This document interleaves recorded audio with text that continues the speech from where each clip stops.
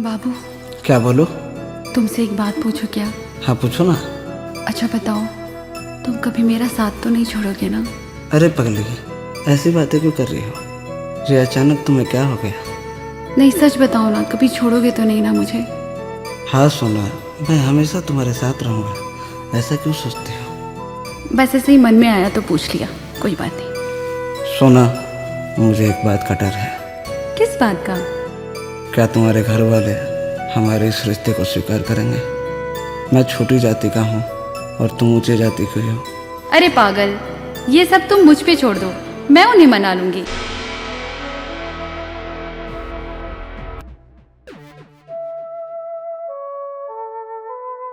और का है ना कि जेसीबी के औरत दिल पटना में तो हमरा लगा था कि 3-4 दिन लागी और वो आ जाए।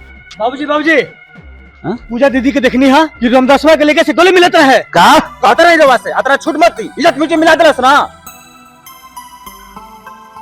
ठीक बा, आज आवे दे ओकरा के, आज सारा फैसला ही हो जाइए।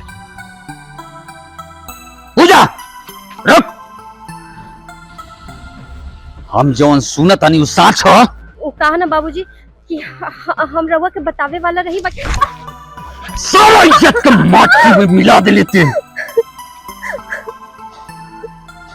हमरा प्यार में का कमी रह गई रे कि ओकर 2 साल के प्यार हमरा 20 साल का प्यार पर भारी पिटल। हट, सब तोरा प्यार दुलार के नतीजा हो, न तो ये इतना न बिगड़ रही। बाबूजी हम भी उससे प्यार करेला, हम ओकरे से ब्याह करब ना तो हम अपन जान दे देब। पूजा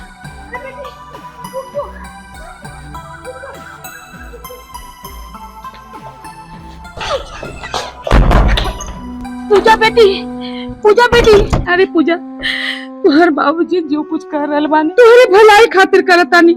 ना मैं जब ले बाबूजी ना मानिहन हम बाहर ना आए। अब पीयूष से अगर हमार ब्याह ना भइल ना तो हम फांसी लगा के अपन जान दे दे माई। ना ना, ऐसा ना करे के बेटा। अच्छा पहले हमार बात सुना, तू बाहर निकला ना, हम तुम्हारे बाबूजी के समझाए के कोशिश करब। तू जे कहबो हम करब बेटा, बाहर आब। ना माई, पहले बाबूजी के तुम मना तब हम बाहर आएंगे। ना ना बेटा, ऐसा ना करे के, आबा बाहर, हम सब करब, तू जे कहबो हम करब।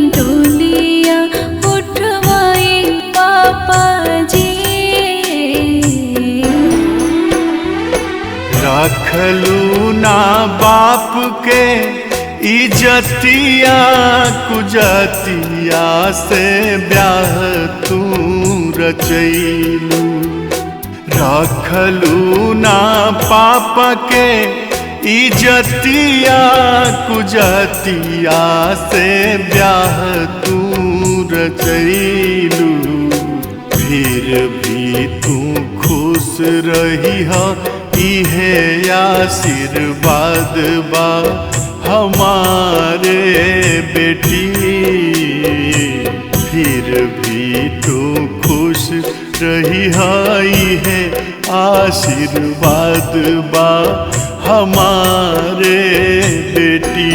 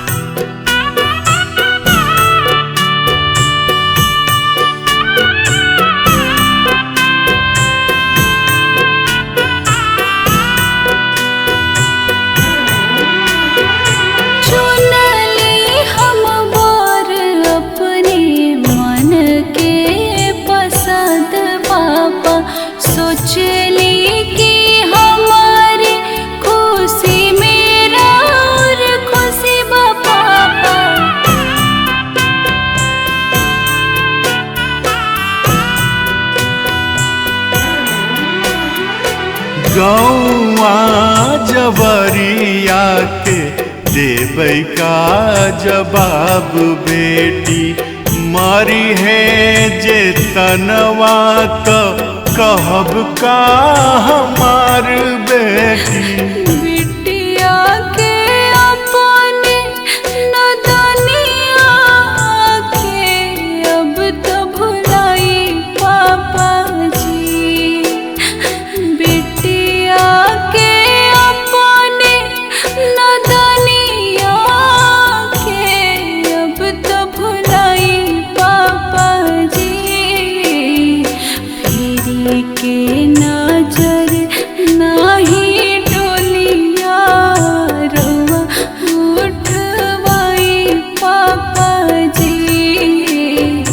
फिरी के नजर नाही डोलिया रवा उठवाई पापा जी।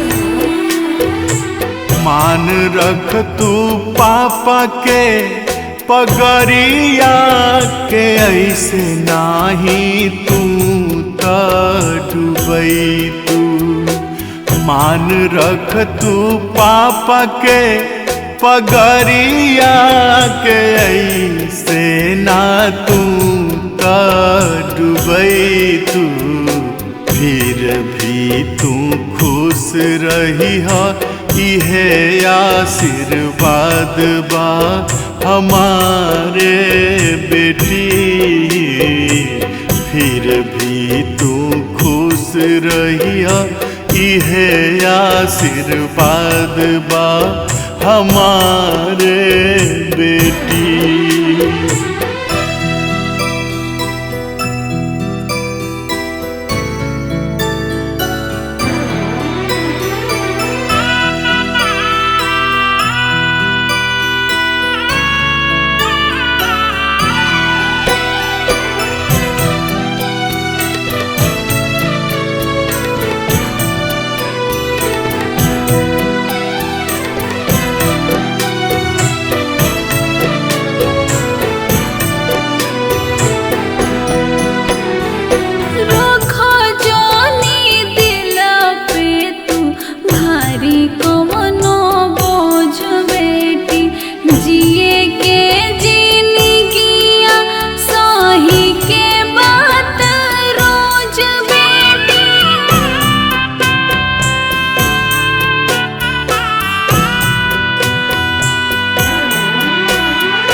रखिया के दिन चली आइब तोहर घर दीदी।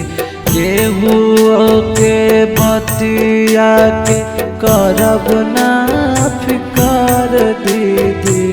बचपन के